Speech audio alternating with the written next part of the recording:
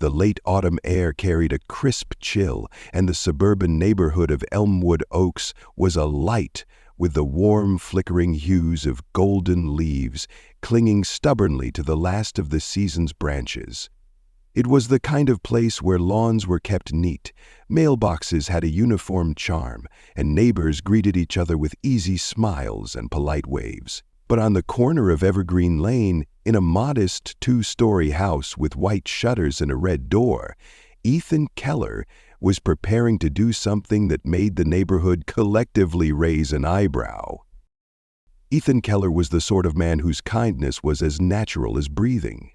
In his 30-something years of life, he had earned a reputation as the guy who shoveled his elderly neighbor's driveway without being asked, who handed out full-size candy bars at Halloween, and who always had time for a quick chat about someone else's troubles. For Ethan, Thanksgiving wasn't just a holiday, it was a cherished ritual of togetherness, one that he had gone to great lengths to recreate since his parents' passing a decade ago.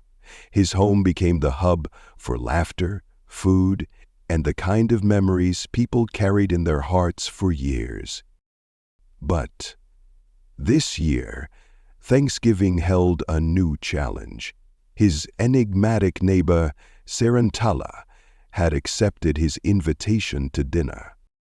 Samran Fulla, or Samran, as Ethan had begun calling her in the absence of a more pronounceable nickname, had moved into the dilapidated house across the street nearly a year ago. While her appearance wasn't exactly human, it was close enough to pass at a distance. Her silver-toned skin shimmered faintly, catching light in a way that seemed both mesmerizing and otherworldly, and her hairless scalp gave her an ageless quality. Her eyes, however, were what unsettled the neighbors the most, pale, luminous blue, as if tiny stars had taken up residence within them. Ethan had been the first to approach her. "Welcome to the neighborhood," he'd said on the day she arrived, extending a plate of freshly baked cookies. Siren had taken the offering with a slight bow of her head, her delicate six-fingered hand brushing his for a moment. Her touch had been cool, like polished metal, and her demeanor distant but not unkind. She'd thanked him in perfect English, though her voice carried an almost musical resonance. After that, interactions were few and far between. Saren kept to herself, tending to her overgrown garden and occasionally walking to the corner store late at night. Rumors swirled around her, of course. Some claimed she was hiding from the government. Others suggested she was some kind of genius inventor working on secretive projects. Ethan had heard it all, but he dismissed the gossip with a shrug. To him, Saren was just a neighbor, a curious one perhaps, but no less deserving of kindness. It was on a whim that Ethan had invited her to Thanksgiving. He'd been raking leaves one chilly afternoon when he saw her standing on her porch, staring into the distance with a contemplative expression. She looked lonely. Ethan, impulsive as ever, called out to her. "Hey, Siren, I'm hosting a Thanksgiving dinner next week. Why don't you join us?" "Ah." She turned her luminous gaze to him, her head tilting slightly as if processing his words. "Thanksgiving," she repeated, her voice calm and deliberate. "This is a human custom, yes?" Ethan grinned. "Yeah, it's about being grateful and spending time with friends and family. Lots of food, too. Turkey, stuffing, pies, the works. You'll love it." For a moment he thought she might decline. Her eyes seemed to flicker, the glow dimming slightly, and she folded her hands in front of her. "I appreciate the invitation," she said finally. "I will consider it." To Ethan's surprise, she showed up at his door on Thanksgiving evening, cradling an ornate, glowing box. Its intricate carvings pulsed faintly with a rhythmic light, and Ethan couldn't help but wonder if it was alive. "Happy Thanksgiving," she said with a reserved smile, her voice carrying an almost formal gravity. "Wow," Ethan replied, gesturing her inside. Um, I didn't know if you'd come. That's quite a gift." Saren hesitated, her gaze falling briefly to the box. "It is a contribution," she said cryptically before stepping inside. It was a day like any other in the quiet suburb of Elmwood Oaks. Gray clouds hanging heavy in the late autumn sky, the air filled with the earthy scent of damp leaves. Ethan Keller was busy in his front yard, wrestling with the stubborn rake that snagged on clumps of leaves every few strokes. His thoughts drifted to the upcoming Thanksgiving dinner, his favorite time of year, where his small, pieced-together family of friends would gather for food, stories, and laughter. It was a day of warmth and connection, something Ethan cherished deeply. As he worked, his gaze wandered across the street to the house that seemed perpetually cloaked in mystery. Saren Thala's home was an oddity in Elmwood Oaks, a weathered structure with an almost forgotten charm. Its overgrown garden teemed with wild vegetation, some of it unfamiliar even to Ethan, who prided himself on his green thumb.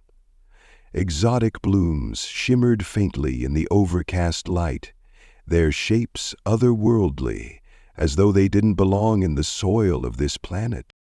And then he saw her. Saren Thala emerged from her front door like a figure stepping out of a dream.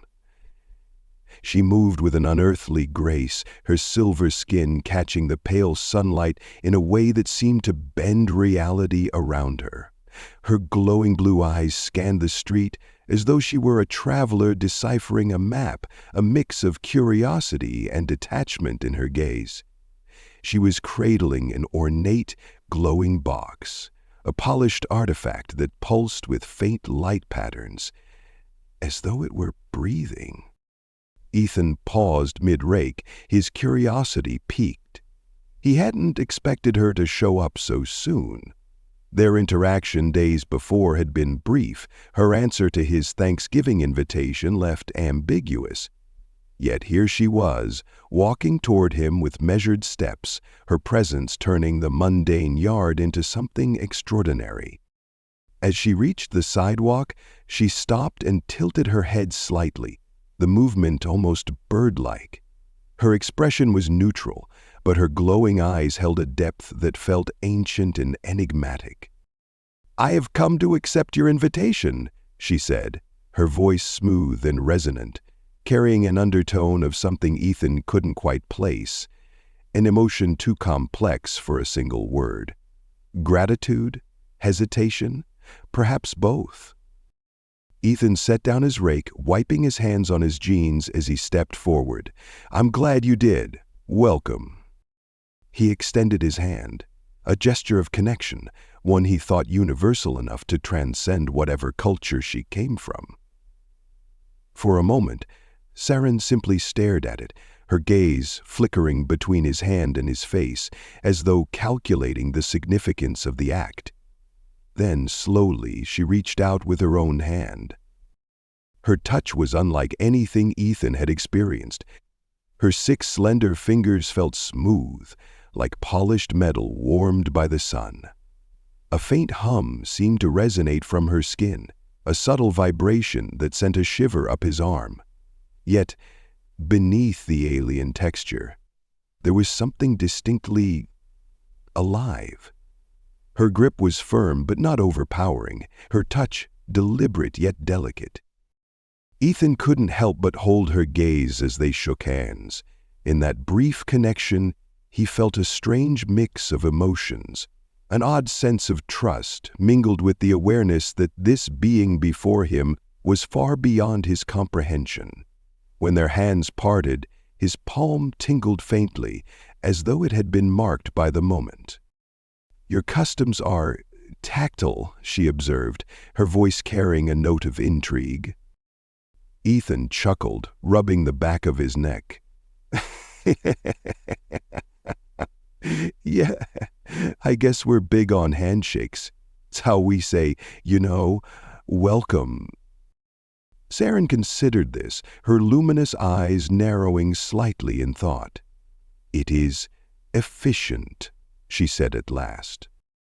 Ethan led her toward his house, suddenly self-conscious about how ordinary it must look to someone like her. The red door with its slightly peeling paint, the faintly creaking floorboards, the faint smell of cinnamon from the candle he had lit earlier. It all seemed so human, so small. But Saren stepped inside with a kind of reverence, her gaze sweeping over everything. She paused near the entryway, her eyes catching on a framed photo of Ethan with his parents, their faces lit with joy in some long-past moment. "Your kin?" she asked, pointing to the picture. "Yeah," Ethan said softly, his smile tinged with melancholy. "My parents. They're not around anymore." Saren turned to him, her expression unreadable. "Their absence is felt," she said, her voice carrying a weight of understanding. "Yet their presence endures here, in this space. In you." Ethan blinked, startled by the insight in her words. Before he could respond, she shifted her attention to the dining room, where the table was already set with an array of autumnal decorations, golden leaves, small pumpkins, and candles flickering in glass holders. "This is where you will share your gratitude?" she asked, her gaze lingering on the table. "That's the idea," Ethan replied, stepping beside her. "It's a tradition, a way to remind ourselves of what we're thankful for." Saren's glowing eyes softened, the light within them flickering as though in contemplation. "Your kind places value on connection. This is rare." Ethan chuckled, scratching his head. "Rare? Where you're from, do people not—" "Survival is the only tradition," she interrupted gently. Her tone was not cold, but it carried an unspoken sadness that silenced him. For a moment, the weight of her words hung in the room, heavy and unbroken. Ethan offered her a seat at the kitchen table, where the faint scent of spices lingered in the air. As he brewed tea, unsure of what else to offer an alien guest, he watched her examine her surroundings. She ran her fingers along the edge of the table, the same hum he'd felt earlier resonating faintly through the wood. Her movements were precise, almost reverent, as though she were memorizing every detail. When Ethan placed a mug in front of her, she stared at it with curiosity. "What is this?" "Tea," he said, sliding into the chair across from her. "It's warm, calming. Give it a try." Saren lifted the mug carefully, her 6 fingers wrapping around it with an elegance that seemed almost ceremonial. She brought it close, sniffing the steam before taking a tentative sip. Her expression shifted subtly, the faintest hint of a smile touching her lips. "It is pleasant," she said after a moment. "Unexpectedly complex." Ethan grinned. That's one way to describe it." As they sat in the soft glow of the kitchen, a quiet understanding passed between them. They were 2 beings from vastly different worlds, yet in that moment, the gulf seemed to shrink. Saren placed her glowing box on the table, her fingers brushing its surface in a way that seemed almost tender. "Your kindness," she said, her voice barely above a whisper, "it is not something I anticipated." Ethan tilted his head, studying her. "Why not?" Hesitated, her gaze dropping to the box. "They are not like you." Ethan frowned, but before he could press further, Saren rose from her seat. "I will return for your feast," she said, her tone shifting back to its usual calm. She extended her hand again, and this time Ethan grasped it without hesitation. Her touch lingered a moment longer than before, her cool fingers radiating a subtle warmth that he could feel in his chest. When she let go, she left behind not just the memory of her touch, but a sense that something profound had just begun. As Saren stepped back into the chilly autumn evening, Ethan watched her go, the glow of her box fading into the distance.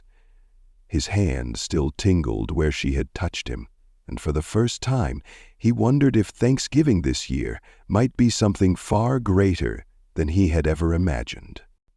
The morning after Thanksgiving dawned quietly, the gray light of early winter seeping through Ethan Keller's curtains.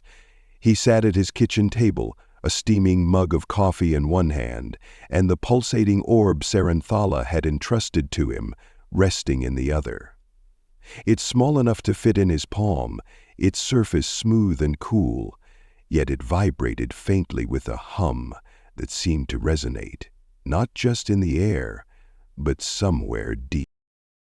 The events of the previous night felt like a dream, but the weight of the orb in his hand was a stark reminder that it had been very real. Saranthala's words echoed in his mind. This relic belongs to someone who will use it wisely. Ethan exhaled slowly, setting the orb down on the table. It glowed faintly, casting soft patterns of light onto the wooden surface. It was beautiful, but its presence also brought a quiet unease. What did it mean to be worthy of something so powerful? How could he, an ordinary man, living in a sleepy suburban neighborhood, bear the responsibility of a relic capable of healing or destroying entire worlds? He didn't have long to dwell on the question. A soft knock at the door pulled him from his thoughts. Saren stood on the porch, her silver skin catching the pale morning light, her glowing blue eyes steady and calm. She carried herself with the same quiet dignity Ethan had come to recognize, but there was something different about her today, an almost imperceptible softness in her posture, a shift in the air around her. "I trust the orb has not overwhelmed you," she said as Ethan opened the door. Ethan chuckled, stepping aside to let her in. "Good morning to you too, and no, not overwhelmed, just processing." She stepped into the house, her gaze flickering keenly at first. She said, "The energy it holds responds to the intentions of its keeper. The energy it holds responds to the intentions of its keeper. Over time, it will adapt to you as you adapt to it." Ethan raised an eyebrow. "Adapt to me? That's not exactly comforting." Saren's lips curved into the faintest of smiles, a rare expression that seemed almost out of place on her otherwise stoic face. "It is not matter of comfort, Ethan. It is a matter of trust." The words hung between them for a moment before she gestured toward the table. "May I?" Ethan nodded and she moved gracefully to the orb. She placed her hand above it, her 6 slender fingers hovering just inches from its surface. The orb responded instantly, its glow intensifying as if recognizing her touch. Ethan watched, fascinated, as faint trails of light extended from the orb to her hand, dancing like ethereal ribbons. "This relic was forged with purpose," she said, her voice soft but steady. "It carries the potential to bring life or destruction. My people created it as a test, not of strength, but of character." Ethan leaned against the counter, his curiosity piqued. "And you think I passed?" Saren looked up, her glowing eyes meeting his. "You have shown me that humanity is not defined by the worst of its kind. Your compassion, your generosity, your courage, they are rare qualities, Ethan. You are exactly the sort of being who should hold this." Ethan swallowed hard, unsure of how to respond. Before he could, Saren withdrew her hand, the orb's glow returning to its soft, rhythmic pulse. As the days passed, Saren began to emerge from her solitude. Her visits to Ethan's house became more frequent, and soon she was venturing beyond his doorstep, her presence drawing curiosity and whispers from the neighbors. At first, the residents of Elmwood Oaks were hesitant. Saren's otherworldly appearance and reserved demeanor made her an enigma, and humans, as Ethan had often observed, were wary of what they didn't understand. But Saren's actions spoke louder than any explanation could. One afternoon, Mrs. Calloway, an elderly widow who lived 3 houses down, was struggling with a broken water heater. Saren arrived unbidden, her silver fingers deftly manipulating the machine's inner workings. Within minutes, the heater roared back to life, much to Mrs. Calloway's amazement. "She didn't even use tools," Mrs. Calloway gushed to Ethan later. "Just her hands and that light. It was like magic." Similar stories began to circulate. Saren repaired broken fences, revitalized dying plants, and offered quiet but profound insights to anyone who sought her advice. When the Thompson family's crops faltered in the harsh autumn weather, Saren showed them how to use a simple irrigation system based on principles from her homeworld, ensuring a bountiful harvest. Slowly but surely, the walls of suspicion began to crumble. Saren's quiet acts of kindness bridged the gap between her and the people of Elmwood Oaks, just as her growing friendship with Ethan had done. As Saren integrated into the community, Ethan found himself changing too. The presence of the relic in his home served as a constant reminder of his responsibility, and Saren's wisdom offered him a new perspective on the world. He began to see his neighborhood, the people, the routines, the seemingly mundane struggles, through fresh eyes. The small acts of kindness he had always performed now felt like part of something larger, something interconnected. He started organizing initiatives to improve the community, a food drive for the local shelter, a neighborhood cleanup, even a class on sustainable gardening inspired by Saren's teachings. The orb itself seemed to reflect his growing sense of purpose. Its glow brightened whenever Ethan was engaged in acts of service, as though it were responding to the energy of his intentions. Saren noticed too, and one evening as they sat in his living room, she addressed it. "The relic is pleased with you," she said, her tone contemplative. Ethan laughed, though there was a nervous edge to it. "Pleased? You make it sound like it's alive." "In a way, it is, Snapdragon," Saren replied. "Not as you understand life, but as a vessel for energy and intent. It responds to you because it recognizes your sincerity." Ethan shook his head, still trying to wrap his mind around it all. "I'm just a guy trying to do some good. I don't know if I'm ready for whatever this is." Saren reached out then, her cool metallic hand resting lightly on his. It was the first time she had initiated physical contact, and the gesture startled him. The hum of her touch was soothing, grounding. "You do not have to be ready," she said softly. "You simply have to be willing." But not everyone in the community was so quick to accept Saren or the relic. Rumors began to spread, whispers of fear and mistrust. Some questioned Saren's motives, others wondered if the relic was dangerous. A few even suggested that Ethan was being manipulated. One evening, Ethan was confronted by Tom Anders, a gruff, opinionated man who had lived in Elmwood Oaks for decades.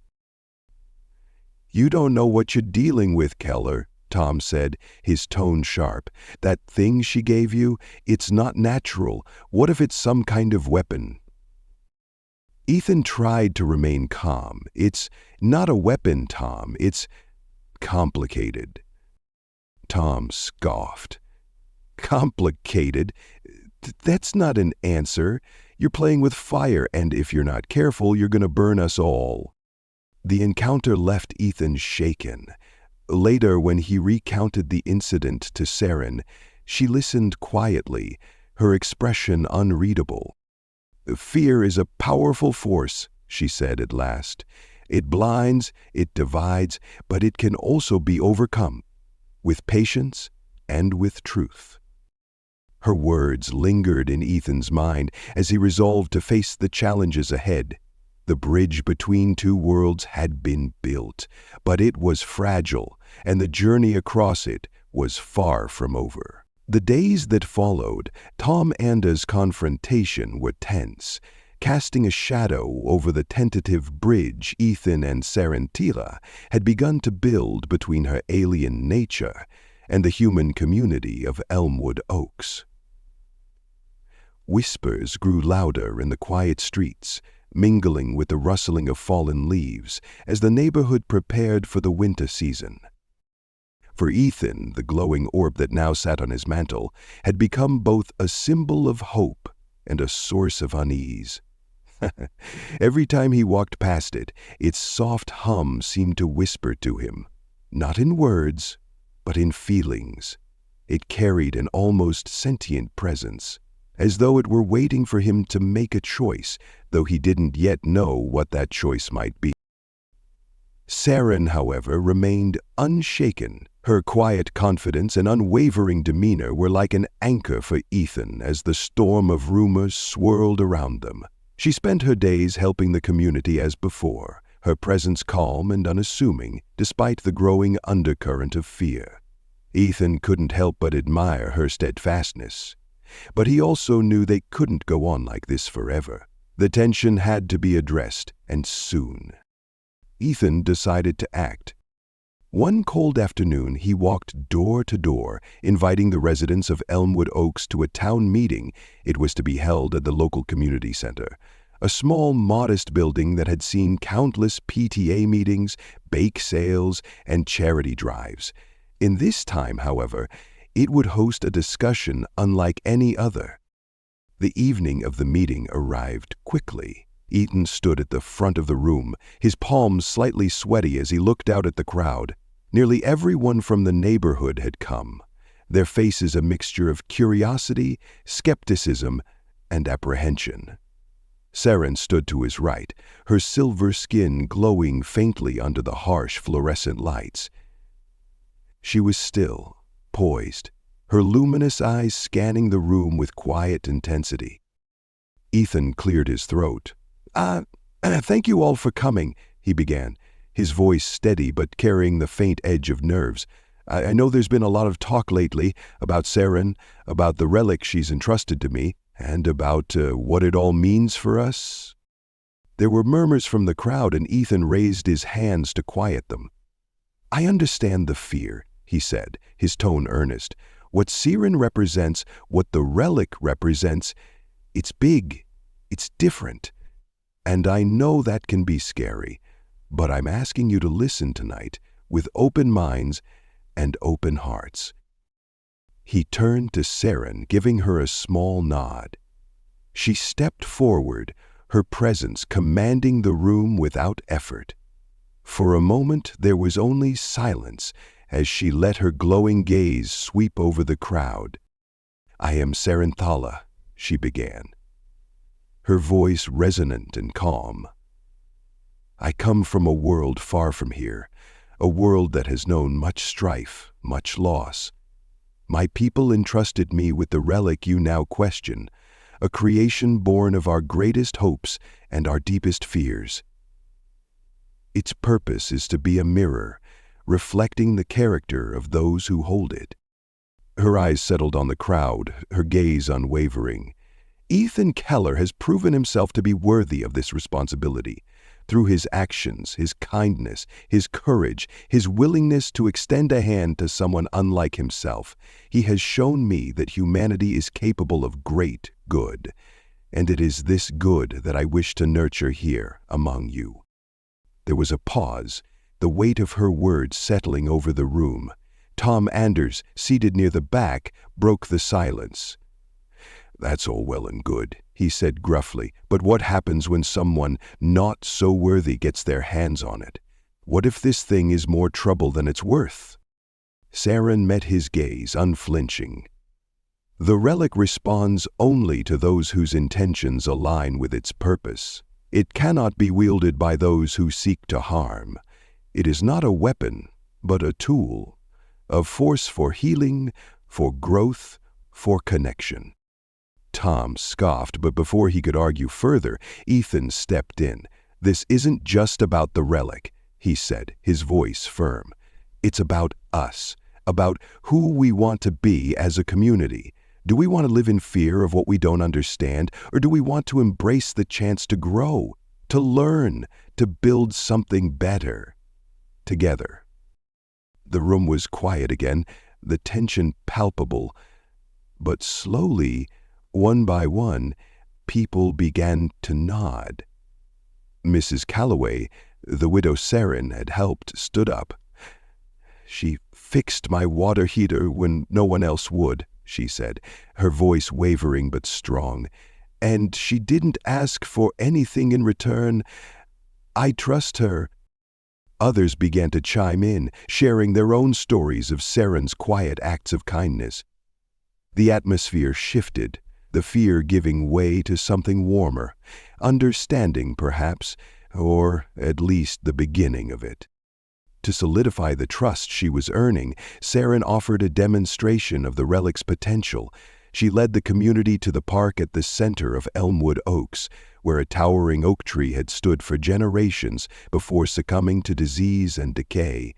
Its bare branches reached skyward like skeletal arms, a stark reminder of life's fragility. Saren placed her hand on the relic which Ethan had brought along, and closed her eyes. The orb's glow intensified, its light spilling outward in shimmering waves that enveloped the tree. The crowd watched in stunned silence as the branches began to stir. Leaves unfurled, vibrant and green, spreading across the tree like a slow-motion explosion of life. Within moments, the oak stood fully restored, its grandeur returned. Gasps of amazement rippled through the crowd. Even Tom Anders, the most skeptical of them all, looked on with wide eyes. "This is what the relic can do," Saren said, her voice carrying over the murmurs. "Not destruction, but renewal. Not fear, but hope." The following days marked a turning point. The community began to embrace Saren fully, her presence no longer a source of unease, but of inspiration. She worked alongside Ethan and the townsfolk, sharing her knowledge to improve their lives in ways both big and small. When Thanksgiving rolled around again a year later, the celebration was unlike any other. The gathering had grown, with nearly every resident of Elmwood Oaks coming together to share in the feast. Saren, now a beloved member of the community, contributed her own alien-inspired dish of vibrant, glowing fruit she had cultivated in her garden, its flavor unlike anything anyone had ever tasted. As the group sat around the long tables under the warm glow of string lights, Ethan looked out at the faces of his neighbors. Ethan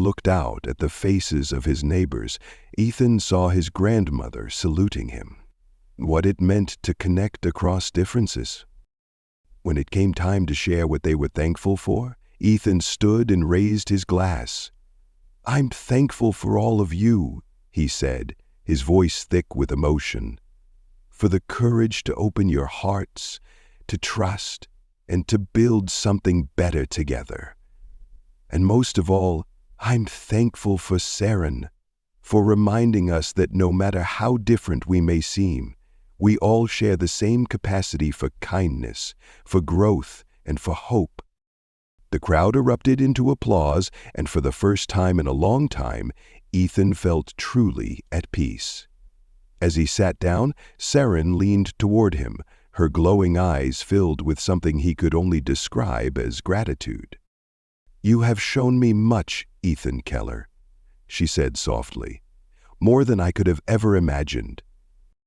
And as the evening continued, filled with laughter, warmth, and the glow of newfound unity, the orb on Ethan's mantle pulsed gently, its light a silent witness to the legacy they were creating together.